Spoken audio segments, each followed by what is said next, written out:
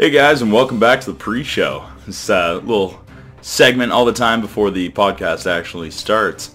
Something that's been heavily requested, a official Nomad podcast intro done by our boy Eric Picard, aka Heavy as you might know him. Something else that's been requested is a viewer discretion is advised segment. Something just for the kids out there and maybe for audience members that aren't prepared for the more the adult language that they're about to hear and some of the content we talked about and the beer. I'm getting even closer to episode 12. Another thing, this is episode 10. Although many times I forget what episode it is. And a lot of that has to do with the fact that I record and then some things get put back, some things get put wherever. So I really got to stop putting dates in, talking about dates. And one other thing I'm going to improve for next time is I got to get a shock mount for this thing because I put things down on the table and it makes a god-awful noise. Anyways, thanks for tuning in again, guys. Love you all. And check out this sweet fucking intro.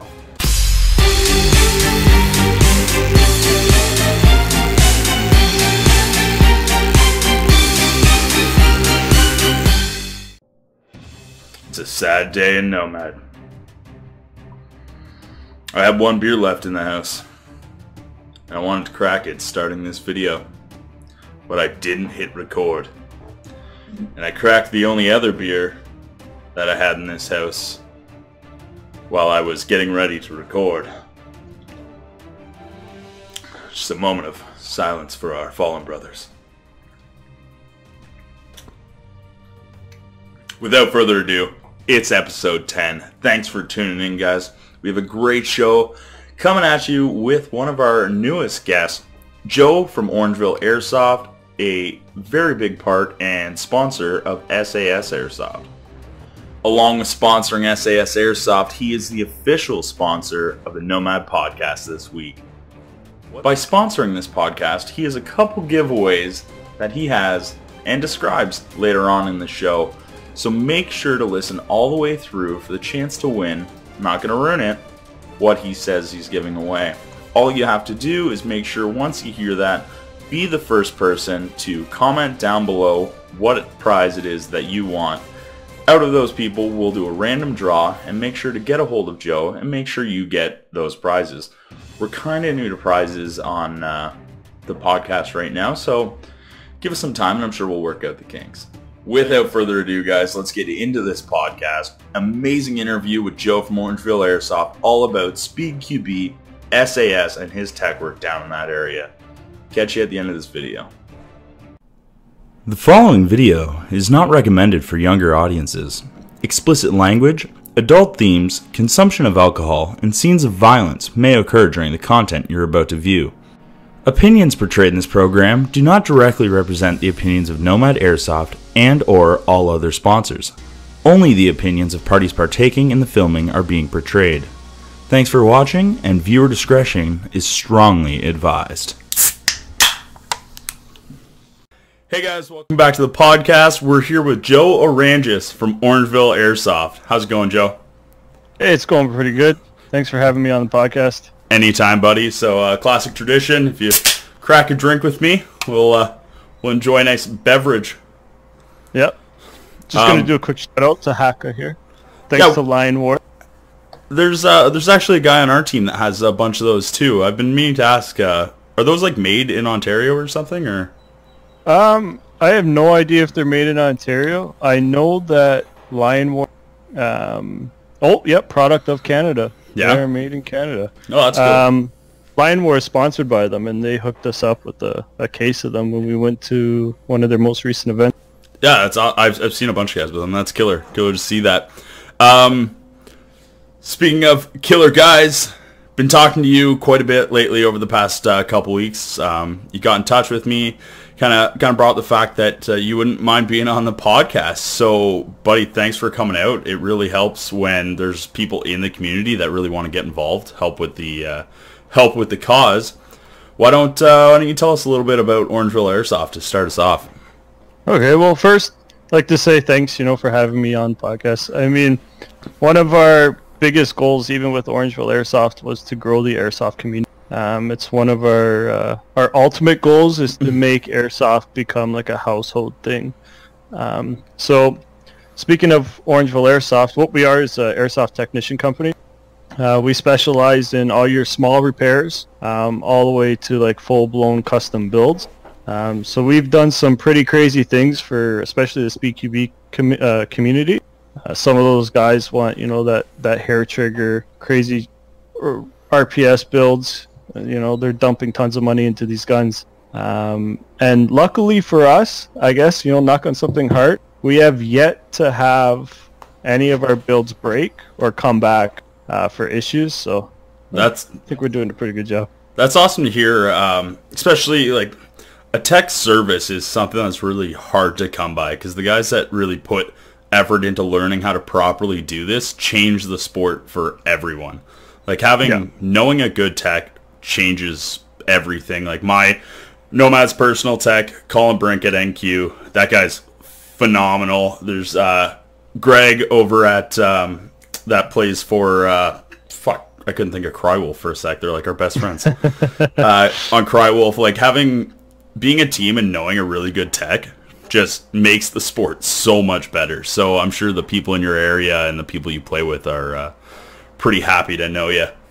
They definitely abuse it at sometimes. Oh yeah. I know Colin. He's actually I learned quite a bit of stuff from him. He's a solid guy. If ever I have any questions, I can just shoot him a message. He helps me out, which is great. So I know he does most of the tech work out in the Niagara area. So it's really nice that it's like you said, it's really nice to know that there's good techs in certain areas, which help grow the stuff, right? Well, because it's good to know that people are out there attempting the business, because it's got to be hard. The amount, if even the smallest thing goes wrong, the amount of Facebook bullshit that could come back on you is just ridiculous. Yeah. But having guys in different areas that are reputable really makes a difference, because if you're, say, someone's in the GTA area and needs a tech, perfect, you're right around there. Someone's out in the London area, perfect, Greg's out there. Someone's down in Niagara. Like having it's not so much a competition between techs if everyone's in their own area, right? Exactly. And even if people are close together, I think there's honestly a lot of work to go around. For me personally, I know there's multiple techs around in the GTA or claim to be airsoft. One thing that I wanted to do and make sure with Orangeville Airsoft was that we're actually running a technician company, and that's we offer like professional customer service. Our company's legit. We're not just like an Instagram guy or something like that. Like we back our products and we take care of our customers. So I think that's like the biggest thing that helps, especially working with other techs, because having other techs, and when I'm running my own company, I'm not worried about them taking any work from me. I just know that we're going to work together, and everyone's going to learn something. That's awesome. And so you guys have been down to a couple NQ events, correct? Yep. I've seen your flags and your borders up along. Yeah, we definitely like to attend as many events as we can. We went to the I can't season remember opener. Yeah, the season opener of NQ. That was actually my first time going to that field. Holy shit, such a great field. I had such a good time. I was not really planning on playing, so I had just kind of showed up with a pistol, and I was like, okay, this is gonna work out great. I'm just gonna shoot people with a pistol. But the woods were so dense. It was hard to do, but it was a lot of fun. Yeah, so I'm sure I must have ran into you there at some point, but we probably just didn't, not necessarily known of each other at the time. My team were the guys out getting shot at the charity shoot. Yep. That was us. I was watching it. It was a lot of fun. You guys actually stormed when we were playing the one game I played. I was inside one of the buildings there, and I'm like minding my own business. Everything's nice and quiet, and no word of a lie. Within like 15 seconds, a BB hit me in the back, and you guys just swarmed that building. All of you guys just came in and took everyone out. I was like, what the heck is happening? Because it was so quiet. You didn't hear anything. No one was shooting anyone, and then bam. Well, thank you very much. That's actually a great segue into the next kind of topic, being so Nomad's primarily a more milsim driven team. At this point, I still wouldn't say we're a milsim team. We are kind of casual players at heart. But we are definitely milsim players. You and the team you're associated with, why don't you tell us a little bit about that side of Airsoft? Yeah, so the team that I sponsor the team, I help run the team as well. It's SAS Airsoft. Our big focus was speedQB. And this is like the total opposite side from milsim. But to be honest, it's Airsoft, pretty much the exact same thing. With speedQB, we've definitely worked really hard to eliminate the stigma that was behind it. We go out to as many events as we can. We try to attend as many milsim events as we can. And we're still going to rep our team. We have guys that are milsim players. We have guys that like to play speedQB.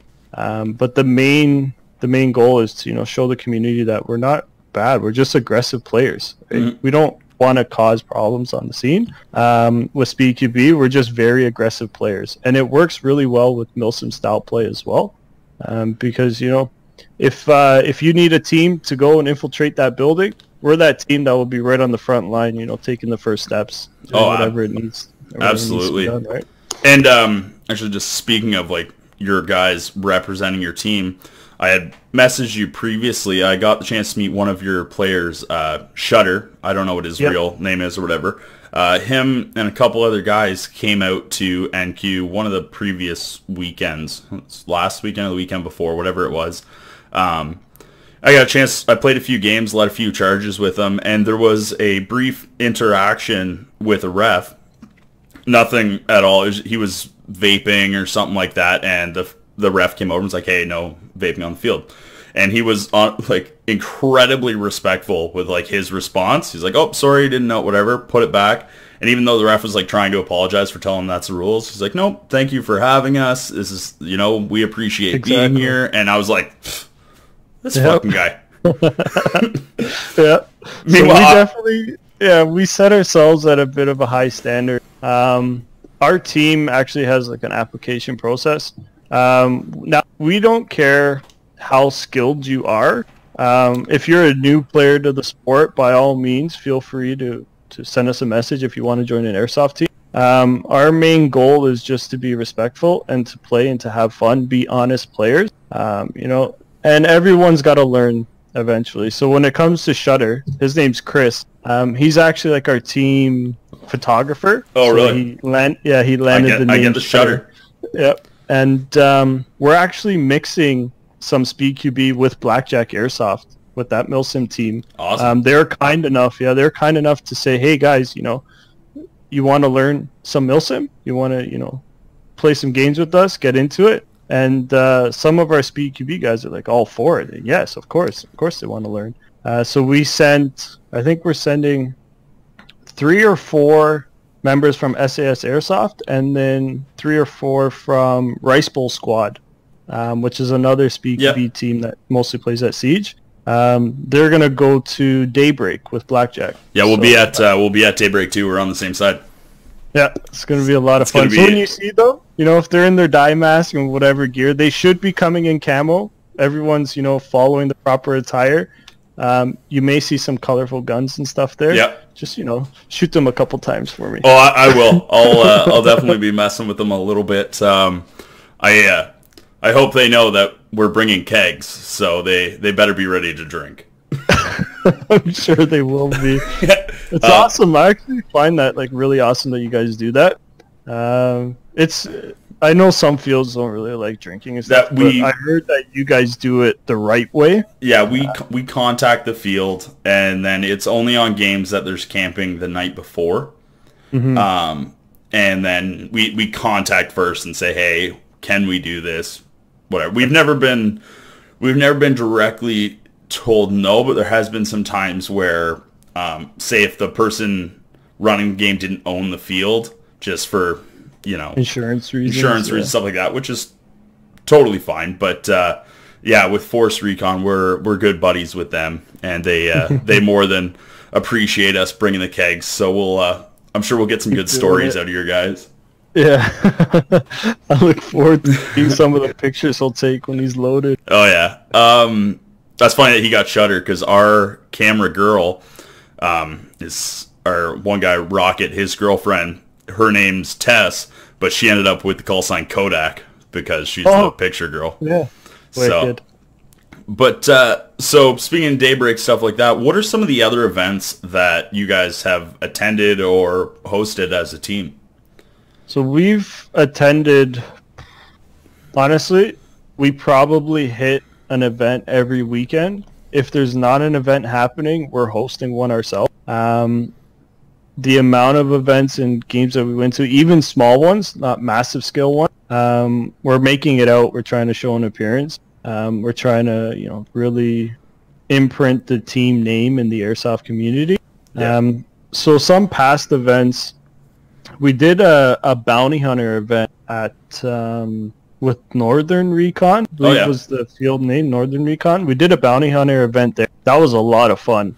That was my first kind of long milsim game myself personally. That's awesome. And I had such a great time with that. So that kind of cemented the fact that our team isn't just going to focus on speedQB. Yeah. As soon as we went to that event and we got out there and we played, we're all like, damn, this airsoft stuff's fun. In the woods is fun. Indoors is fun. Everywhere. Just playing is a lot of fun. So, we loved it. And now events that are happening, this is where I get really excited. So we've been working with Ultimate Airsoft and helping out with Siege Airsoft to kind of bring speedQB as well as Battle Arena to Canada. Awesome. So now both of these styles of play are competitive airsoft. So we'll start with speedQB. I think it's the more well-known of the two. So speedQB kind of started out in the States. It's blowing up. It's like a 5-on-5. Yep. Fast pace, I'm sure a lot of people have seen videos of it at least. Yeah. People running around corners shooting 10 BBs at someone, all that fun stuff. Yeah. So we're actually going to be playing. So a bit of a spoiler. Siege has been working with SYG and speedQB to get it in Canada. With a little bit of persuading and a little bit of talking, it looks like it's actually going to happen. It looks like the season's going to start in September. So that's huge news for whoever's into speedQB. Yeah. Be prepared. Get your 5-man teams. Get ready. Season's going to start in September, and the winner, I guess, of the Canadian division, Canadian League, will get flown out to the States. Project N1 is the airsoft field. Yep. That is going to be like the international finals this year. Wow. So, yeah. So, well, that's for anybody listening that if that's kind of the thing you're into or even the thing you want to try, this would definitely be a really good launch point for it, considering it's so new, I guess. It kind of be a great time to get into the actual competitive side of it. But you had said earlier about there being kind of a stigma on this speedQB, and I'll kind of go into what my thoughts are on it, but why do you think there's such a stigma around the speedQB? Honestly, YouTube. YouTube is the biggest factor to that stigma. If you search speedQB montage or speedQB gameplay, because there wasn't actually any real official speedQB games happening, basically people were claiming speedQB when it's pretty much speed soft. Yeah. So they would run around in a public match, shoot people 100 times, either not call their hits or, try to just be like boys and a bit arrogant to the community. And that really hurt the brand speedQB, because people wanted to, I guess people who came from playing Call of Duty. I know for me, I used to play it a lot when I was younger, and I watched a lot of montages, and all you wanted to see was those kill feeds. Yeah. Right? You wanted to see one person run into a room, shoot 4 or 5 people. So that's kind of what I thought that these people were trying to mimic with their montages for speedQB. And you know, when you're playing, especially at like public fields, when there's renters there and new players, and they're getting shot 10 or 15 times when their hands up, you know, it kind of sets a bad tone for the speedQB players. So I would recommend people to actually watch speedQB events, like the actual competition part of it, because that's where we're focusing on. And when you watch that, you'll understand why people are shooting, you know, 1,000 BBs in the same direction. It's more just like suppressing. If you're getting into a building or you're trying to suppress a pathway or something, it's pretty much the exact same thing. So I think YouTube was definitely the biggest cause to that stigma. Well, and the big thing being too is if you have a 5-on-5 team that it's predetermined this is the kind of gameplay it's going to be, it makes a huge difference because every player knows what they're getting into, compared to when a newer Airsoft player tries to go to Siege or Ultimate and catches 20 rounds off the side of the head. Yep. And like, I think, but you had said something that actually kind of caught my ear, and so there is a difference between SpeedSoft and SpeedQB. Yes. Is that, okay. Yeah. So that'd be a great thing if you could explain that, because personally I didn't know either. I knew SpeedSoft was a style of play, but could you elaborate on that a little bit? Yeah, so SpeedQB definitely holds a higher standard, I guess you can say. If you're putting SpeedQB in your team name or in your title, you're kind of going forward saying that, hey, we are an actual five-man team. Compete in Airsoft. We don't just run around playing SpeedSoft, which is pretty much playing Airsoft as fast as you can, right? Running around, sliding, doing all that stuff. The way I would separate the two, SpeedSoft is like your public montage YouTube video play, and SpeedQB is your competitive, actual tactics go behind it, organized play. Right? So if I would say if people are playing just public matches at a field or something, just going to have some fun, you're SpeedSofting, if that's the type of player you are, right? You're not actually playing a SpeedQB game. Well, and so personally where I see a lot of the stigma come from is there's a bug and it won't leave me alone. I don't want to hurt it though, so I'll just let it go. Where I see a lot of the stigma comes from is a lot of the players that got into Airsoft at kind of its infant stages over the last, let's say, 10 years, something like that, came from probably a paintball background, and left that kind of thing to get more into the realism of the Airsoft. Exactly. And then I think what happened when not that SpeedSoft has always been around since the start, but I think a lot of those players that wanted that tactical military experience, and then you're looking at guys who are painting their guns blue and red and jumping around wearing paintball masks, and you're just like, well, why didn't you just keep playing paintball? Exactly. And that's where I think a lot of the stigma against it came from. You know, honestly, so a lot of people still on our team say they come from playing speedball or paint. And there's already an established league for that. So people who want to play competitive paintball, you can go ahead and do it. Yeah.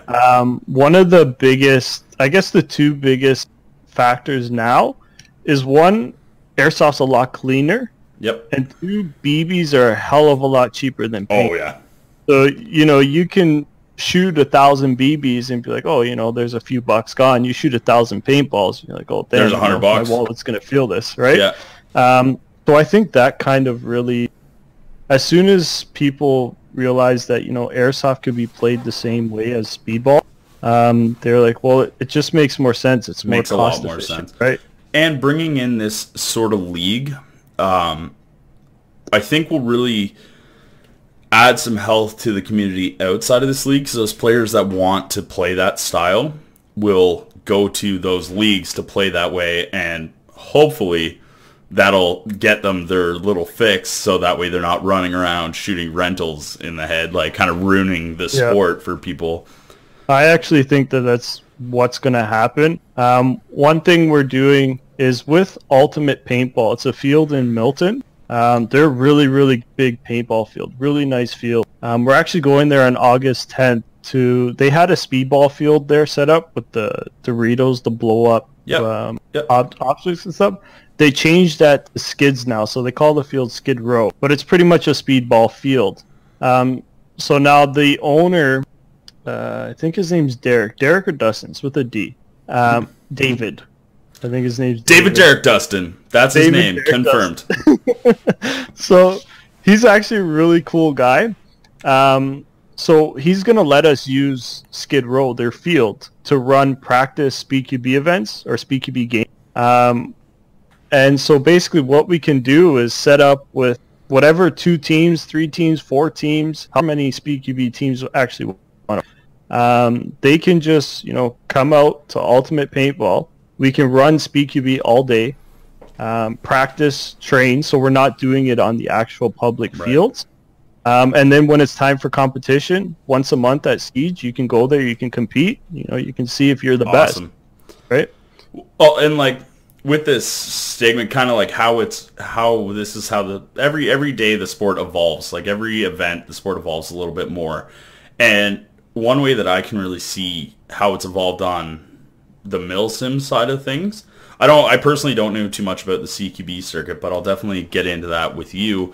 But on the milsim side of things, it was even a year and a half, 2 years ago, it was pretty frowned upon for a milsim player to have an HPA gun. Yep. It was looked down on. And then it's fair. It's kind of fair because, like you said, the milsim style players, the people who got into that wanted that realism. Right? Yeah. And so with that realism, you don't want a tank on your back with a line hooked up to you, right? You're basically paintball. Yeah. Right? But you know what? With HPA, how do you compare an HPA gun to an AEG? So just because I'm a fanboy nowadays. So, like I was saying, earlier in the last previous thing, it was super frowned upon to have an HPA. I'm HPA now. A lot of us have gone HPA. In the last year to year and a half, though, it's really kind of pushed into the territory of almost every single milsim team in Ontario that is higher caliber is an HPA team.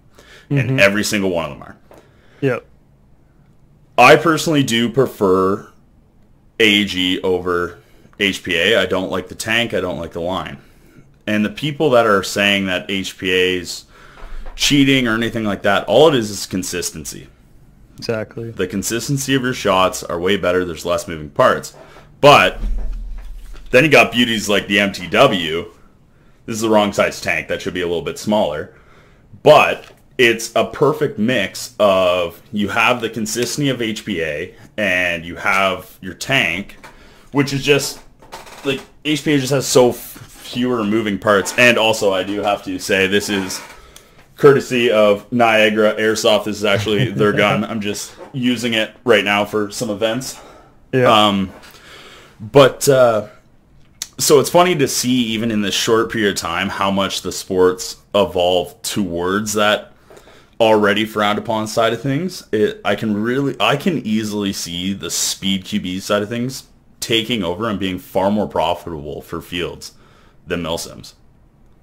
Yeah, you know what? You're probably right. And I've got, let me get this off the wall here. So this is going to be the first podcast with video in it. And this is way fucking better. Being able to show off guns. Yeah. Every podcast from now on. So between that, that MTW, this is the Tippmann M4. Right, the Tippmanns, yeah. I love this thing. It's HPA as well. No battery. This is my outdoor, obsession right now. Yep. If you're looking for any of these custom slings, Lady Killer Airsoft, She like makes these crazy slings. Killer. So I use this Tippmann for outdoor, and I was like a hardcore guy, because like for me being a technician, I can build AEGs that will be extremely consistent. They're going to perform. They're going to do really, really well. They can actually surpass, I would say, some HPAs.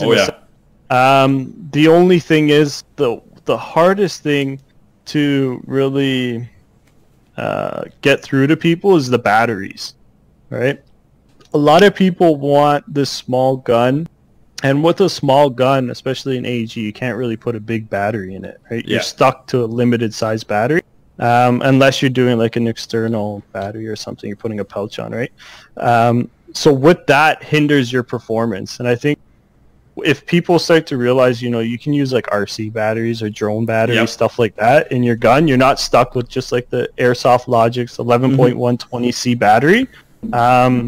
Then you're going to see, I think you might see AEG creep back up and take over HPA as soon as that technology comes out, and it becomes affordable. For me, if you put a Gate Titan, a Teenley motor, tune your gearbox, shim it, all that jazz, put a speed trigger in it, you're pretty much set. Charge your battery, you're good. You don't have to really have a hose or anything like that, and your gun's going to perform. And I think a lot of fields nowadays are also a lot more accepting of HPAs. A lot of places have free fill-ups, stuff like that. Also, a lot of teams carry around their own scubas to fill up their HPA. Like, I'm the worst person on our team for changing my mind about what I like. Like, at one point in time, this was a VFC Stinger. Oh, yeah. And now it's not. Like I wanted like the smallest possible gun because I was medicing, and then I wanted to be tactical, and then I wanted this, and I was an LMG guy for a while, and like so. But I really do think that the way that the stigma of HPA has kind of backed off, that within a period of time, a lot of that stigma of speedQB in the proper hands will back off as well. Yeah. I think, as everything, when something's new, there's that change, and then that course of change takes time for people to adjust and accept what's happening. It's easy to get stuck in your ways of things, right? You play Airsoft for 10 years, only playing AEGs, only playing realistic guns, and then all of a sudden someone just comes into your space with something completely different. It's like throwing a wrench into everything. But as soon as it becomes more normalized, I think that stigma will go away.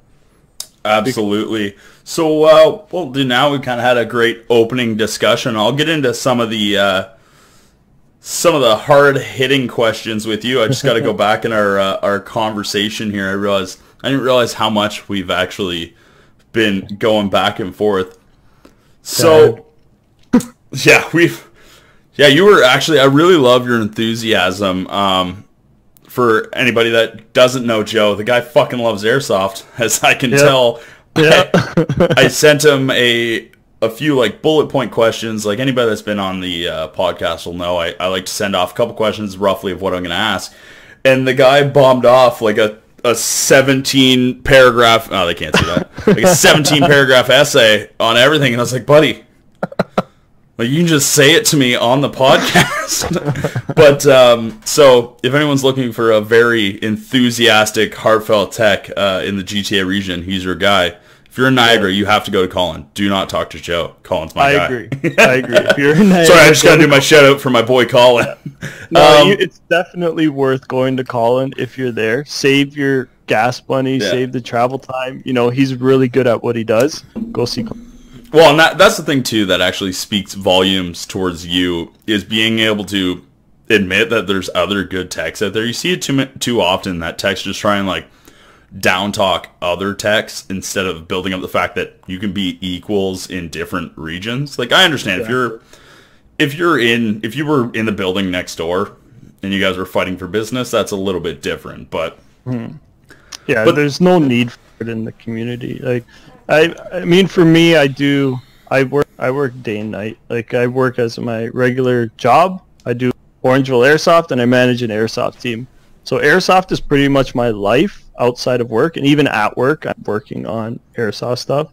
Right.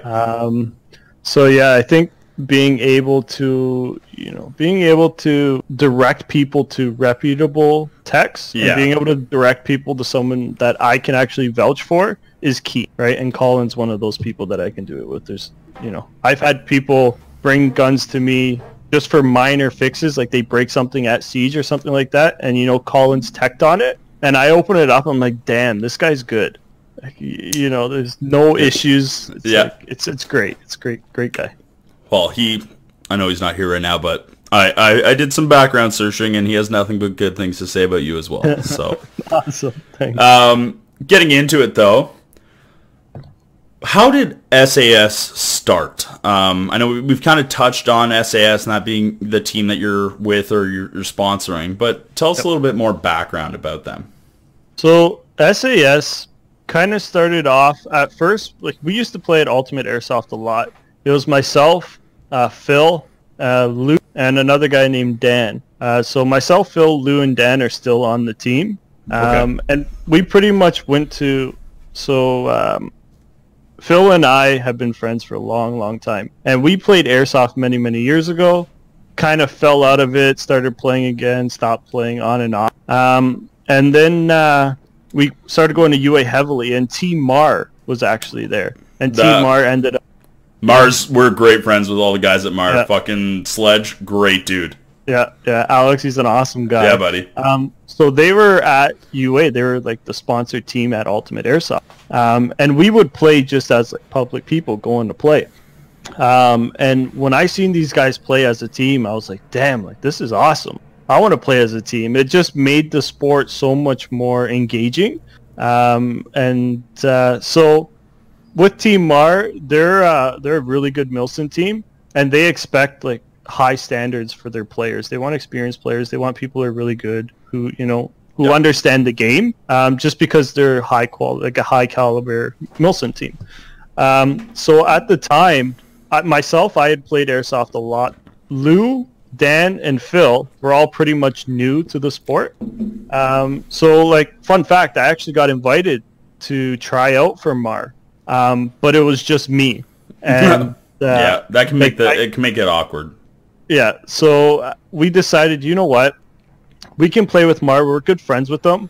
Let's start a second team at Ultimate Airsoft to kind of compete with Mar, give them a little bit of a run for their money. And so that's what we just decided to. That's how SAS actually started. We were looking for a team to join. Mar was that team that we wanted to join. Unfortunately, like, because we were 4 people, and they were only at the time looking for people for Nightfall. Yeah. It's hard to take on 4 people. Yeah, exactly. Like, it's even really hard. As open and inviting as Nomad is right now, like, you can't take on 4 guys. It's impossible to get to know and learn 4 guys, especially if they're kind of looking to go to an event or something like that. But also, same kind of situation happened with us about how Nomad started. I was going to join a team, we ended up starting our own team instead. But like, the things that have come out of it for you and like SAS and having that kind of pride behind it being your team and something you guys did pays off tenfold to being part of a different team. Don't get me wrong, Mars awesome. I love those guys. They're great. Yeah, it definitely pushed us to try to change Airsoft, and try to grow it, because like we went in as pretty much 4 guys who didn't know really what the hell we were getting ourselves into. We just knew we wanted to play Airsoft, and we had, like, Team Mars set such a high standard for us that it gave us a goal to work towards. And they were actually, like, besides you guys and UA, I didn't know of any other, I still don't really know of any other Airsoft team that's sponsored by an actual field. Right. So, like, to me, I was like, damn, like, that's a goal we got to get. Our team, if fields are sponsoring teams, we got to land that sponsorship. Absolutely. So I talked to Alex a lot, and he helped me, with any questions that I had. He was a very nice guy with doing so. He gave me pointers when I was first starting out the team, gave me, what to look out for with certain players. and like he helped a lot, and I appreciated that because he helped us grow and get our name at UA and kind of have a home. Yep. And then like I just worked my ass off with promoting and marketing and getting out to events, and I started landing sponsorships, and yeah, like you guys, especially, I didn't know too much before, but now that I've been kind of following you guys on a couple different things, like the amount of events that you guys make it out to is crazy, and it's awesome. Like, you know, you guys obviously love the sport. Yep. A lot of people ask why Nomad doesn't go to more events than we do, and we go to the big events, and we'll go like the odd walk on, stuff like that. Like I was talking to Alex the other day. We're trying to get out there to play with Mar. Aegis plays there a lot too at UA. Yep. We're good buddies with all those guys, and like we're trying to get out there. But the problem with Nomad is like we're not just an airsoft team. Like everyone on our team is best friends. It's not like we hang out every single weekend. Like there's not a weekend where we're not doing something together. So after you play a game like Nightfall or like any other game, whatever, Icebreaker hosted by the Crywolf, stuff like that, it's like, okay, we've done this. Let's take a couple weeks off to like hang out and go see movies, go-karting, stuff like that. And that's where you see a lot of, like you were saying, at the field where we just kind of came in out of nowhere, is because our communication is so good because of the amount of time we spend together off the field. Yeah, exactly. But looking at you guys, it's like, holy shit, like these guys, like, it's phenomenal, and I wish we had that sort of content to pump out all the time, but that's why you'll see a lot of our content's like just us doing other shit. Yeah. If you can see behind me right there, your that calendar, every weekend in August, 1, 2, 3, 4, 5, 6, 7. We have 9 events in August that we got to either attend or host. And August hasn't even started yet. So it's every weekend with our team. Every weekend there's something happening. And I guess like I'm the driving force pretty much for that. I don't want to be like, you know, I'm the guy to do stuff, but definitely push the guys to their limit to see how serious they'll take airsoft. You know, we don't get everyone out at an event, but even 2 guys, 3 guys, 4 guys, 5 guys, we're still going, and we're still trying to, you know, have fun and play airsoft. The content that we're posting, like we're getting into YouTube now. We have the Instagram, Facebook, all that stuff. The content that we're posting and all these events that we're going to, we've met so many great people, and like it's paid off in this year that we've been really pushing for the team to grow. Just going out to events has been great, and that's actually, it's exhausting. That's actually the Nomad calendar right there, and so every Saturday it's kegs here. we try and get together and drink every weekend together. But that's the thing too, is that there has to be that separation of teams in the community. It wouldn't be fun if it was every team was the exact same. So like having those people out there that are, not saying we don't take the sport seriously or whatever, that really drive the sport, and then you have guys like the Nomads who show up and really drive the friendship of the sport, like really drive the like, hey guys, we're playing a game, let's all have fun kind of thing, while still being pretty proficient at the game. Like we've done our fair share of showing up and rolling games. But what looking at the old phone, what other than like location, what drew you guys to the speedQB over the Milsim side of things? The accessibility of playing speedQB, and at the time it was like a niche kind of thing. When we were first doing it, it wasn't as big as it is now. And we kind of wanted to be different and stand out. Our goal, kind of when we started the team, one of the goals was to get speedQB into Canada. And we had no idea at this time that speedQB would actually be interested in coming here. Because for me, I couldn't really understand, you know, why an airsoft field wasn't pursuing this? Like, why? Like, for me, I was like, damn, this thing's growing. I see it. Why isn't a field doing this? So we're like, well, let's just do it. Let's screw it. Let's just work with fields. Let's just contact speedQB. Let's do whatever we have to do. Bring it here. Let's make content. Let's, go to different events. Dress up in our speedQB gear at, outdoor milsim events, anything like that. Just to spread it. Just to, show it to everyone and kind of grow it. Sorry. That's what, going back to kind of like my story that I had about one of your players, Shutter, is that an experience like that is something that really helps take away the stigma from it, because you see these guys that show up and obviously right away you're like, oh great, bunch of players from Toronto, awesome. Yeah. Like, get ready, we're getting full autoed in the head, like, great. And but then you have experiences like this where actually I was leading a couple of the pushes with Blackjack and those guys. There was only a couple of the Nomads out there that day. And we play with Blackjack every weekend that we're out there. We travel a little bit more than they do, but they're definitely the Blackjack and Widowmaker's Airsoft is like the Niagara home field teams. Like, they're well known there. Yep. Whereas we try and show up when we can, but we're always hungover.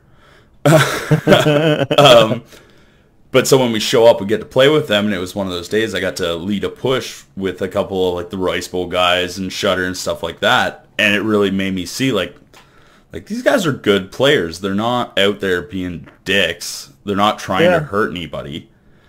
No, that's not our intention. At least everyone on my team. I can't really speak for other certain speedQB teams. I know for a fact there's certain teams out there that play that are a bit over the top. Yeah. That really, that I would like to just sit down and have a conversation with and be like, hey, tone it down a little bit.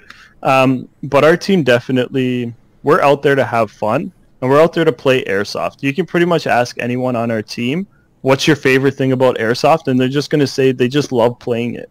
Right? It doesn't matter what kind of airsoft we're going to play. We have our own style. We have our own approach to the game. But we're going to incorporate that with whatever the scenario is, right? The objective of the game. If we want to have fun, we also want to win. We don't want to just run around and shoot people, and, shoot in the air or shooting everything that moves, right? There's some discipline to it. Yeah. And yeah, I think getting guys out to milsim events or outdoor events is key to kind of making them understand. Like, some of the guys on our team just do speedQB. Like, I'm still pulling teeth to try to get them outdoors to an outdoor event, or like, I'm even like offering, I'll come pick you up. I'll give you anything you need. Right? Just come out and play, try it out, because I want them to see that it's airsoft. It's not, it's still fun. People think, like, people who play speedQB think that milsim, you just kind of sit there and you just wait. You're just sitting, waiting for someone to come see you, or, you're just kind of like shooting maybe 10 BBs every hour, stuff like that. Yeah. Which, depending on your play style, it could be like that. But there's when you're in a firefight in the woods, like squad on squad, that is intense. I've done it, and it is wild. And like, I play a lot of speedQB. I would have to say the intensity of playing outdoor in a milsim in a firefight with like 10 or 15 guys behind you, and you don't know how many people are in front of you, but you just know BBs are flying everywhere. That's a lot more intense than the 3-minute speedQB match that you kind of get. And that's the main difference right there between your speedQB and your milsim. Is a milsim is a simulation of an experience, where your speedQB is, it says it right in the name, it's close quarters and it's fast. Yeah. So you do it, and if you're amazing at that, that's awesome. But you could be the most amazing speedQB player, and then you get out and you're told you have to sit in a ditch for 2 hours. And like, no, I'm not doing this. Like, this isn't fun. Like, 2 of us got pneumonia 2 years ago at nightfall because we were hiding in a wet ditch, but it's what the team needed. Yeah, like, and that's your milsim is you're paying for an experience. You're paying to be there and actually simulate that sort of environment. Whereas your speedQB, like, there's no reason for anybody not to go play speedQB. Yeah. Like, there's a lot of reasons for people to not go play a milsim, but there's no reasons for people not to go try speedQB. I would say that's fair, because speedQB, it's like it's easy to do. You don't need much to play it. Very minimal stuff. And, you know, it fits everyone's style. speedQB kind of has, you got 5 people, right? So you have, you know, maybe depending on your teams and how aggressive you are, maybe you only have 1 or 2 people pushing forward on the speedQB map, and you've got 3 people just shooting down, giving cover, pressing and stuff, right? So I think a lot of the milsim guys as well, if they haven't tried speedQB, just come out and play it, especially if you're already running HPA. Like, you know, if you know how to, if you're going into a room, a building, and you know how to position yourself at that doorway to only expose a little bit of yourself when you're shooting, you're just going to have a hell of a good time on speedQB, because you're going to be able to outshoot the guy on the lane right down, like the lane in front of you. You're going to be able to outshoot them. And if you eliminate that guy, you've now given one of your forward position players the opportunity to push up, be more aggressive. So it's kind of a lot more tactical than people kind of think, especially when you're getting to like the competitive level. Like the high skilled players, they're actually playing really slow. They'll use the whole 3 minutes for the speedQB match. They're not just kind of diving in there and running, because a good team's just going to mow you down, right? So I think, you know, milsim players definitely come out and try it. Don't come out to a field and play Speedsoft. You're not going to like it, but like come out and play speedQB. Come out knowing that you're coming for speedQB and a speedQB experience. And then Nomad has way too many teams now asking us to come try speedQB. It's happening. Confirmed. You guys were the last straw. We've played Ultimate quite a few times, but it wasn't speedQB. It was more of, it was 5-on-5, but it was when they first put in that the house, the kill house. They invited us there for a. It paid for us to come on down and try out the kill house, try out everything, play against Mar and all those guys, and like we had a blast. I'd say we dominated. We were really good, but we ended up leaving early because we thought that we lost, but it turned out we didn't. We thought we were eliminated, so we were like, "Oh, okay, see ya." And then we were like leaving, and they're like, "No, you guys won." We're like, "Oh, shit." I think the so off from speedQB and on to Ultimate Airsoft. I remember you guys at that event because I went to it myself. Oh, nice. I didn't actually play. I was walking around trying to help them run the event, trying to take photos, just kind of get an understanding of what the heck people are doing. Because at this time I was still kind of newer. So I've met you a few times and just don't remember. I'm so sorry. Yeah. So what we're doing at Ultimate Airsoft, this will probably, I hope it's going to do really well. Because it's going to cater both styles of airsoft and kind of combine them into one. So I'm not sure if anyone who's listening is really familiar with Battle Arena. Battle Arena, you hear about it? I've never heard of it. This is going to change your life.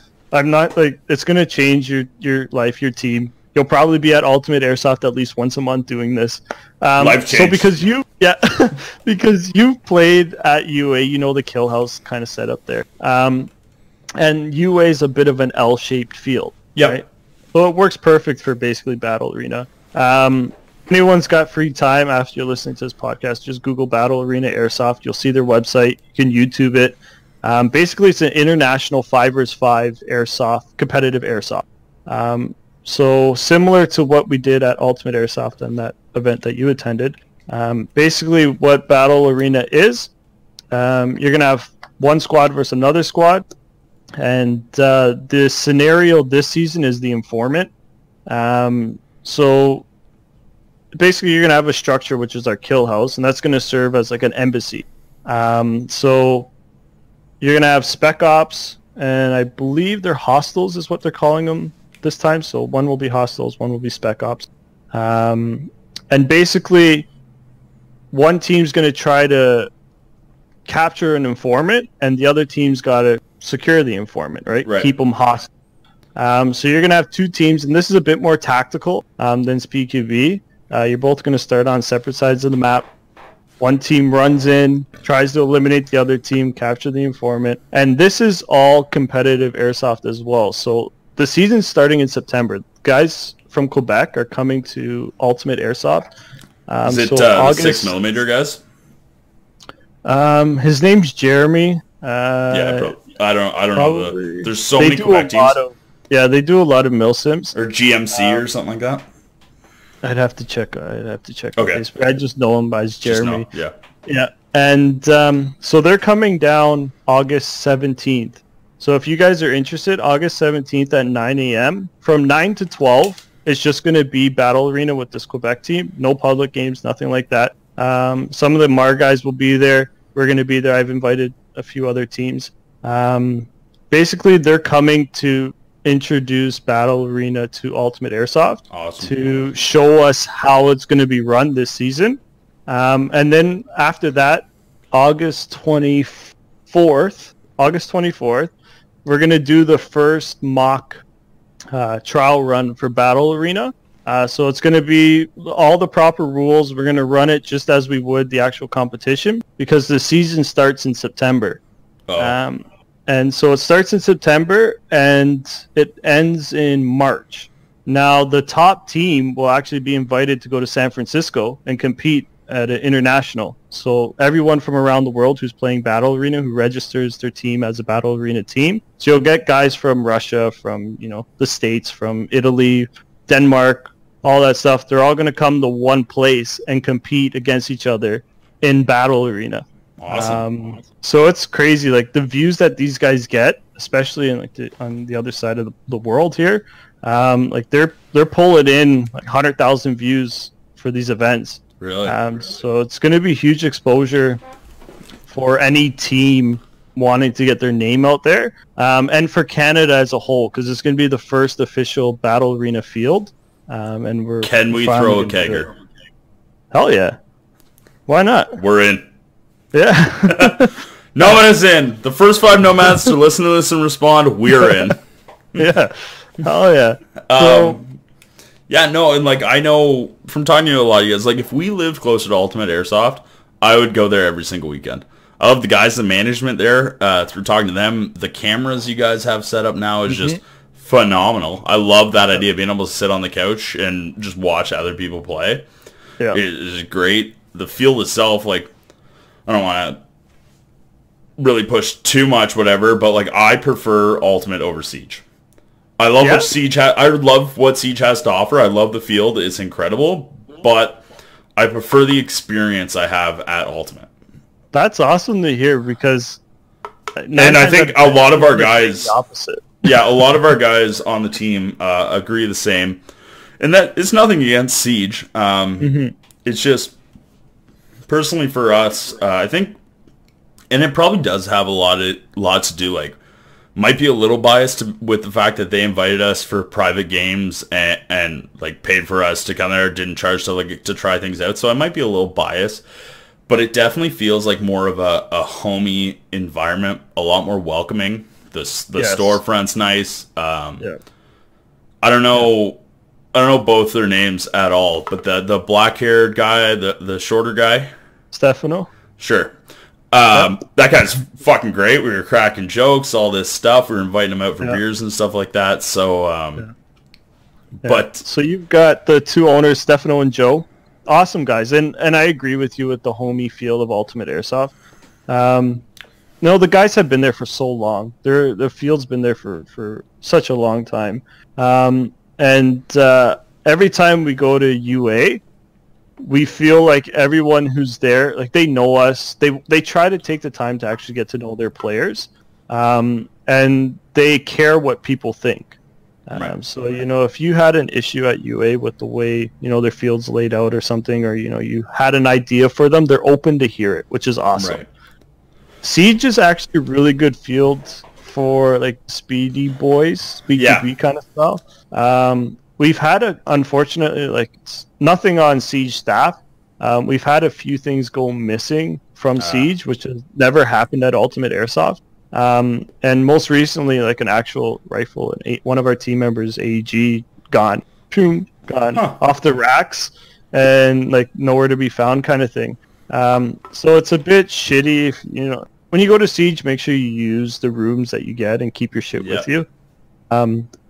Whereas UA, I've only found, if I drop a mag out on the field or something, I'm getting it back. It's going right at the end of that game. Like someone's already got that mag walking around. Is this your mag? Is this your mag? Where at Siege, it's a bit different. I think that's just the people who go. I thought it not really the field. It's just the people who play there. Yeah.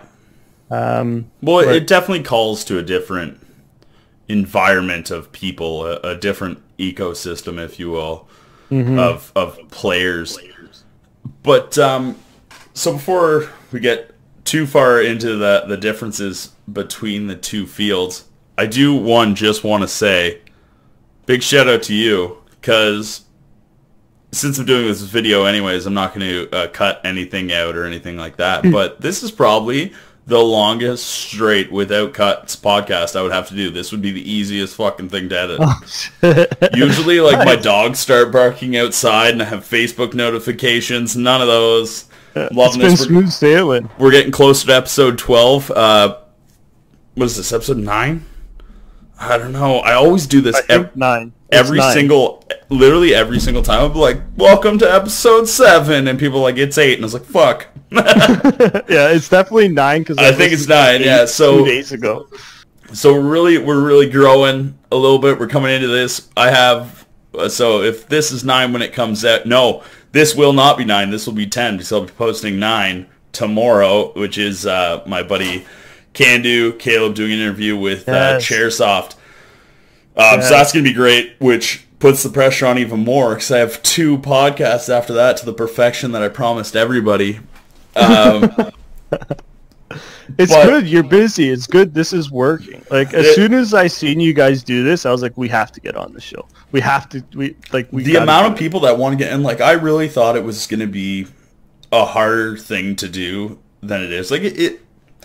I'm not gonna lie. Like it's a little bit difficult. Like not your fault at all, but like, so I'm at work, I'm like, shit, I could throw in a couple extra hours overtime, so I do that, and then I gotta rush home, and I gotta hop on, do a podcast quick, and then awesome on Carly, aka Valkyrie, another player on our team, for being like, oh yeah, you got a podcast? Cool, I'll just do my own thing all night. And I'm like, fuck, that's sick. Okay, awesome. I thought I was gonna get in shit or something.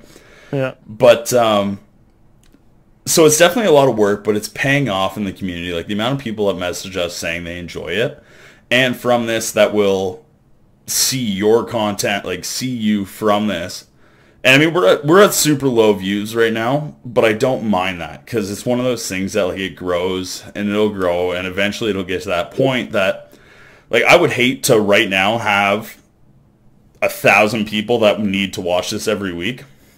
I'd much prefer to be at like episode 30 and then we're at like 1,000 people that can go back and watch 30 episodes before I have to make my next one. Yeah. I think that the growth, especially in airsoft community, it's hard to reach global status, if you will. Whereas like the airsoft community in Canada, right now Milsim is pretty big. And a lot of like the Milsim guys are either older guys or out in the woods and stuff. And I mean, for them to sit down and kind of, go on Instagram or Facebook or stuff like that is probably so foreign to them. Yeah. They don't really do it that much. And like, if you have, say, I would say like there's maybe 200 to 300 solid, consistent airsoft players in Canada right now. I might be undercutting it, but every weekend if you go to certain fields, if you basically count up everyone at everyone's field, consistent, right? Every weekend you're probably getting around that number.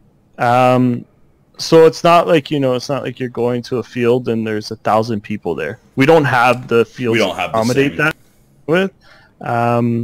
So I think that the viewership that you're getting is good because it's the people who actually care about the sport and care about airsoft, and what you're doing is sharing that passion with them, right? And you're giving them that look.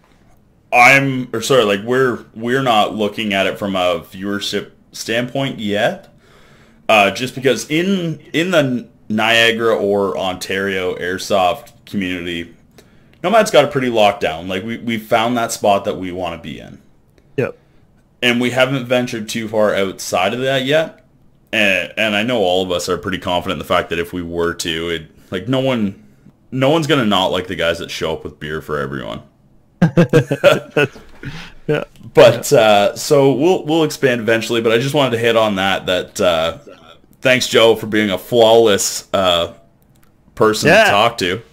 Yeah. We haven't had keep the streak going.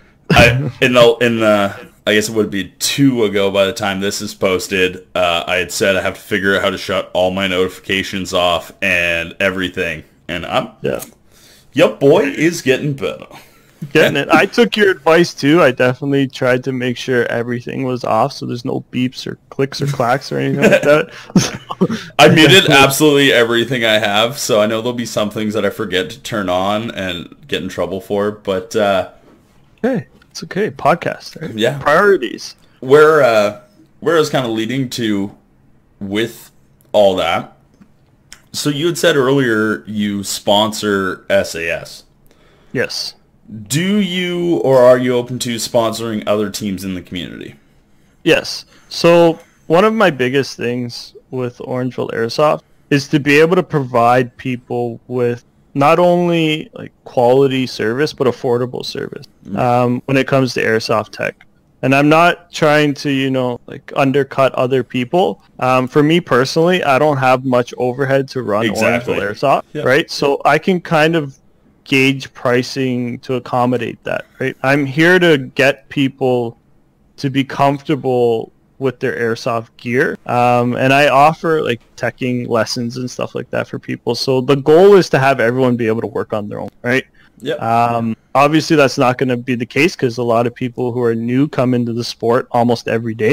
So you're always going to have people to teach, which is one of the things I like about airsoft. I like sharing my knowledge with people and teaching people. So when it comes to sponsorships, we're willing to sponsor any team, any player, even just like up and coming teams. Like we've actually landed a sponsorship. Well, we started a sponsorship with a team called Canadian Raiders. Where are they from?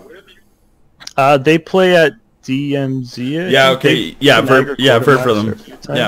Yeah. So they're a bunch of younger guys who are playing. But one of their guys, Evan, he reached out to me, and this kid's enthusiasm, like how excited he was about airsoft, and like for them, they can't really afford to do much. They're younger kids; they don't really work and stuff. And airsoft does get pretty expensive when you're upgrading stuff and doing things like that. And just like his passion for the sport and wanting to play and stuff like that, I was like, you know what, I got to sponsor this team. Oh, 100%. So I reached out to him.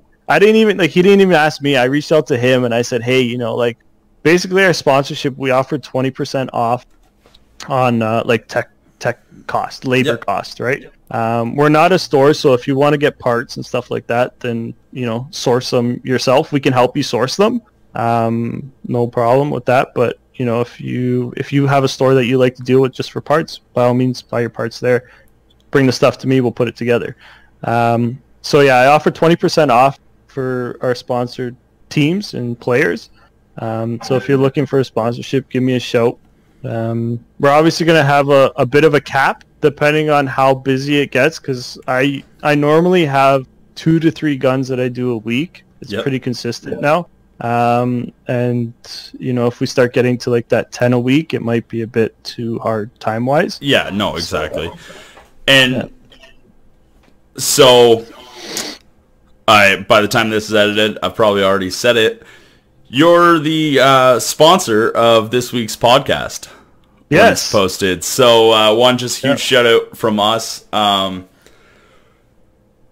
it's great to hear that you're going out of your way to try and sponsor things. It can be very intimidating for a player to approach someone. No one really knows how to be like, hey, do you want to sponsor this or things like that. So it's really great to see stuff like that. So All that information will be related to you earlier and will be related at the end of the show, as well as any information that anyone needs to get a hold of you will be down in the comment section below.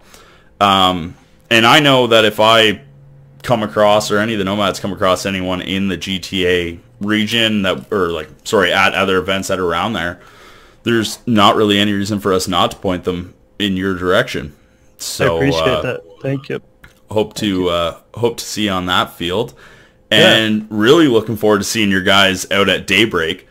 Another event, I don't know if you guys are interested in or not. We go to Judgment Day, hosted by the SGA Knights at Wasaga Beach Paintball. I don't know if you guys follow them at all.